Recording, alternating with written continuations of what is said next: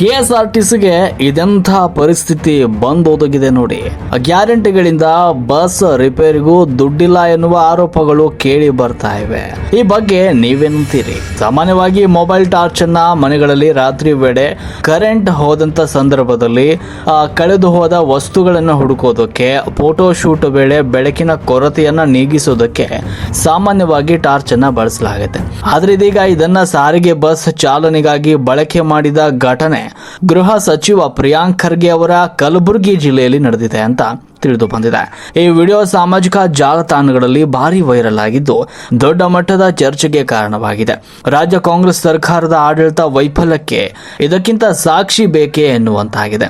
ಒಂದ್ ಕಡೆ KKRTC bus headlight ಇಲ್ಲದೆ ಮೊಬೈಲ್ ಟಾರ್ಚ್ ಬೆಳಕಿನಲ್ಲಿ ಚಲಿಸ್ತಾ ಇದ್ರೆ, ಇನ್ನೊಂದ್ ಕಡೆ ಬೆಂಗಳೂರಿಗೆ ಬರಬೇಕಾಗಿದ್ದ 4500 ಎಲೆಕ್ಟ್ರಿಕ್ ಬಸ್ಗಳನ್ನ ರಸ್ತೆಗಿಳಿಸಲಾಗದಷ್ಟು ಆಡಳಿತ ನಿಷ್ಕ್ರಿಯತೆ ಎದ್ದು ಕಾಣ್ತಾ ಇದೆ. ಕೇಂದ್ರ ಬೃಹತ್ ಕೈಗಾರಿಕಾ ಸಚಿವ ಎಚ್.ಡಿ. ಕುಮಾರಸ್ವಾಮಿ ಅವರ ಸಚಿವಾಲಯವು ಪಿಎಂ ಇ ಡ್ರೈವ್ ಯೋಜನೆಯಡಿ ಬಿಎಂಟಿಸಿಗೆ ಬರೋಬ್ಬರಿ 4500 ಎಲೆಕ್ಟ್ರಿಕ್ ಬಸ್ಗಳನ್ನು ಮಂಜೂರು ಮಾಡಿದೆ.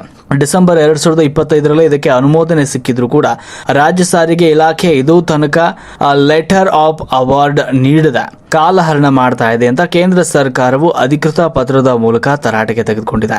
ಶಕ್ತಿ ಯೋಜನೆಯ 4573 ಕೋಟಿ ಬಾಕಿ ಹಣವನ್ನ ಸಾರಿಗೆ ಸಂಸ್ಥೆಗಳಿಗೆ ಮರುಪಾವತಿಸದೆ ವ್ಯವಸ್ಥೆಯನ್ನೇ ಆರ್ಥಿಕವಾಗಿ ಜರ್ಜರಿತಗೊಳಿಸಿರುವ ರಾಜ್ಯ ಸರ್ಕಾರ ಇತ ಕೇಂದ್ರ ಸರ್ಕಾರ ಸಾರ್ವಜನಿಕರ ಹಿತದೃಷ್ಟಿಯಿಂದ ನೀಡಿದ ಬೃಹತ್ ಕೊಡುಗೆಯನ್ನ ಬಳಸಿಕೊಳ್ಳಲಾಗದಷ್ಟು ನಿಷ್ಕ್ರಿಯವಾಗಿದೆ ಅಂತ ಕೇಂದ್ರ ಸರ್ಕಾರ ಆಕ್ರೋಶ ವ್ಯಕ್ತಪಡಿಸಿದೆ.